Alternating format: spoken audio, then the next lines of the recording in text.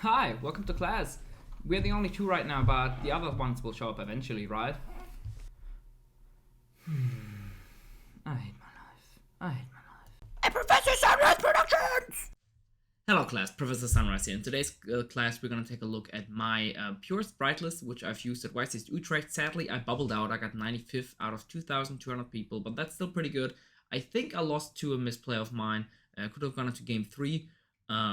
And then again, I lost 4, I only won 4 die rolls, so I got a little unlucky, but then again, I also did a misplay, so it's more or less my fault. I probably could have topped if I wanted to do that game 3 and maybe won that.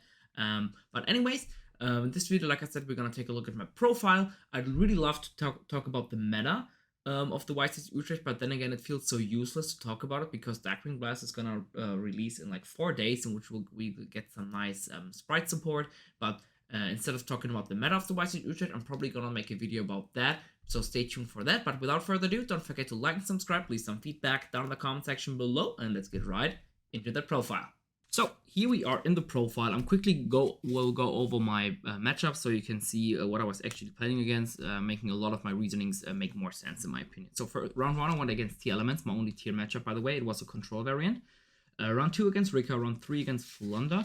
I won all of them. Round 4 against Runic Spright, I won that as well. Round 5 against Lifetrim Spright, was my first loss. Round 6 against Rika, I won that. Round 7 against Runic Spright, I lost that because of the misplay. Round 8 against Mathmag, round 9 against Lifetrim Spright, I think I lost that because I got just sacked. Round 10 against Lifetrim Spright, round 11 against Brave Spright, and round 12 against Runic Spright. I won all of these with this was the game 2 matchup, so making it 9-3, giving me the bubble, which I got. So yeah. Honestly, way more Spright than I anticipated, but if you take a look at the pie chart, it was very unlucky of my part. I'm just gonna link them here, or just gonna showcase you guys them here. It was very unlucky on my part because tier and Spright variants are basically the same in the percentage-wise, so I very much anticipated more tier elements, but honestly, this deck was built to be a Runic Spright as well. Just a few tricks and could have been nice against that matchup as well. But let's just go card by card and we'll go over the reasoning. 3 starter, of course, for the Spright engine, 3 blue and 3 jet. You just want to maximize on them, of course. They are the best Spright names in the deck. 2 red, 1 carrot, 1 smashes. I would stick to the 1 smashes. Game 1, it doesn't really come up too often that you need the second one. And because you don't really want it to go second, you just never want it. So 50% of the times it will never come up, guaranteed. And the times you go first, a lot of times, especially game 1, is so saggy because you are lacking the very strong counter cards. You don't really need the second smashes. And these were clutch, not only going first as good extenders, and then boss monsters if you already have full combo, but helping you to play through hand traps is so important because I feel like the mirror, or at least against any Spright variant, the person who got their Spright engine to stick first basically wins because the Spright engine itself is so low impactful. It's just very good at getting resources. It cannot really force out anything, and it's quite susceptible to spot removal as well. So it feels like just as soon as you make your Spright engine stick in the mirror, you just basically win. So these really help you there because you can counter imperms, you can counter rats. Also, they help you to play around stuff like super polymerization because you can get or dark ruler because you can get the extra copy out of the deck with a starter, which is insane, especially against the ever so prevalent evenly, which I don't think I ever got. I think I got evenly once, but I had a carrot. So that was pretty good. I would not change a thing about the Spright engine. For the Beckoning Beast engine, I maxed out on them because I wanted to maximize my 1-card starters, because in a top deck war, which this deck tends to get into, and I lost 2 games because of it, where my opponent just drew the level 2 before me, I just wanted to maximize my chances of seeing a 1-card starter to get my plays going, because like I said, you just need to get into the engine, and these help you get there through a shit ton of hand traps because you can make an early Gin Buster to insulate your plays through a Nib, an Ash, a Veiler, stuff like that. So this really helps. And going second, well, these die to 1 smashes, that actually never came up to me and it was never a concern for me because in the mirror you already put so high emphasis on the smashes anyway. So if you only have 1 hand trap, you will hit the jet. And if you had multiple hand traps, the opponent will not get to the jet probably. Or not get to the smashes anyway. So this going second dying to 1 smashes never really came up. And honestly, it just overperformed. This was definitely the MVPs. They were so good going first, getting me into plays. If you get nipped imperm, for example, just having the opening on the board, discarding one, reviving one, going into elf, get red back, just so strong, honestly. And then one cap shell was a little underperforming, my Kleppy boy, because I got hand trapped a lot, which is also why I kind of want to play talents maybe in the future, but who knows. So it didn't really come up a lot that my Gigantic resolved, or if my Gigantic resolved, I had to maybe get a blue or a jet because my starter got Ash, something like that. So this not came up a lot, but that still would play it because you just want to have something if you want to full combo, because it is so low investment as it never really breaks. Either it's your normal summon or it's your extender of the Dark Beckoning Beast. So it's really not too bad. 2 desires, this card overperformed. Like in theory, you want this to get that 1 extra card, to have that 1 extra disruption, so you are making up the lack of power you have in this list, and this is exactly what it did. It drew me so many hand traps, so many side deck cards like Judgment, it was unreal. And now for hand traps, 3 Ash, 3 Imperm, 3 Veiler. These were insane. I basically never sided them out apart from 1 Veiler maybe. Yeah, they were insane. Actually, I sided out the 3 Ashes against the T Elements opponent. But I only played against 1, so yeah. 3 Crow, sided that out a lot because I would never play against the Elements, but it's still fine in the main deck. I would still play the 3. 2 Ghost Spell, definitely a very good card. It was insane against all of the Toads which are running on 1, which were surprisingly a lot of them. Against all of the Runic Field spells, I tried to hit them. It didn't really happen too much, but in theory I really like this because it's so good against the Elements. And it hits the Runic Field spell, and this is something that you really need to do in the mirror, because once the Runic Field spell resolves for 2 or 3 in the mirror, it's basically over. You will never recover from that card advantage your opponent got. So really like the Ghost Spell, and I really want to fit in 1 more hand trap just to maximize the amount of hand traps I have. And if I would put in a next one, it would probably be a Ghost Spell in this format, but then again, the format will maybe switch up drastically in a Darkwing Blast. And if not in Darkwing Blast, it will definitely once the Shizu support comes out.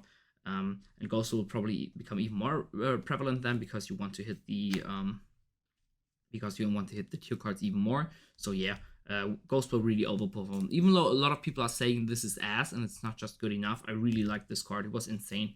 1 Nib. I wanted to have 3 Nib post side, but I only had 2 spaces in my side deck, and 1 Nib in the main deck is fine, especially because I played against so much more Spright than I played against the Elements.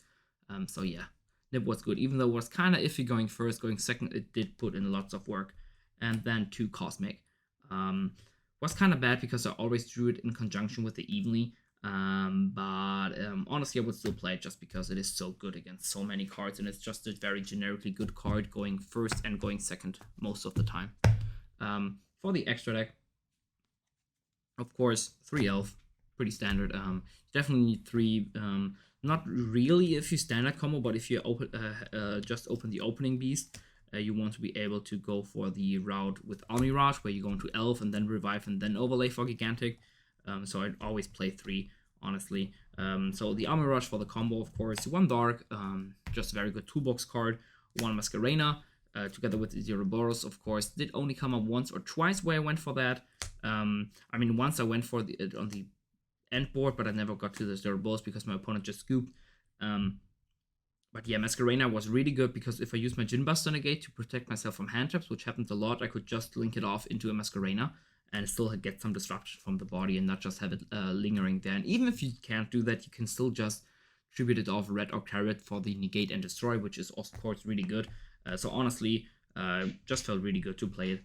And Zero Boss just to OTK didn't really come up a lot because I didn't draw Desires as nearly as often as I wish to be. But yeah, still a very good card to run over stuff. I don't really need the Avermax package. I see the reason for it, but in pure Spright, it just is not as needed to have like a really hard to out boss monster, because you are just way faster than the runic version of this deck. So you don't really need the tower monster. And then lastly, for Link Monster 1 Phoenix, I would probably cut this for a Cerberus because I was really struggling with bot removal. So either a Cerberus or maybe even a Unicorn. Not too sure about it, but yeah, Phoenix never really came up. And then 2 Gigantic, of course, mandatory. 1 Djinn Buster, really strong just because of the Beckoning Beast engine was overperforming. Of course, this card would be overperforming as well. 1 Soul Sweeper, it's still the best removal you can probably play. And then the Zeus package, which came up 2 or 3 times. Yeah, would never cut it, of course. So for the extra deck, I would only like to get some more removal in there in the form of Cerberus or in the form of Unicorn, or maybe there's something else which I'm missing. Now for the side deck, which is definitely was the weakest part of my deck. Honestly, you can already see there are different sleeves because I already sided stuff out for side events, which I won a nice playmat even.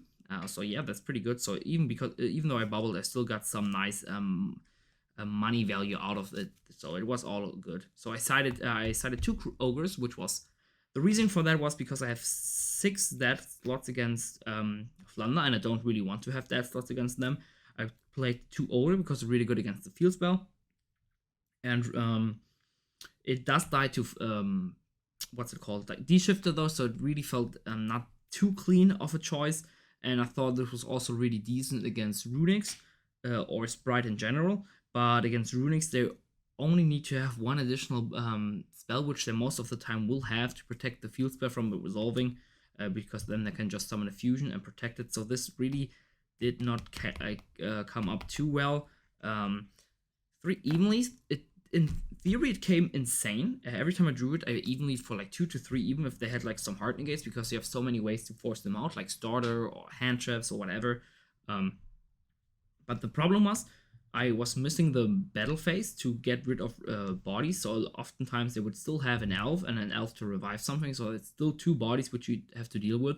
And the only way I could deal with an elf was the Onibaru, and then they still had that 1 body. And from there on, they could definitely play, especially because I then have like a scuffed board of maybe like only a smashers or maybe smashers plus red.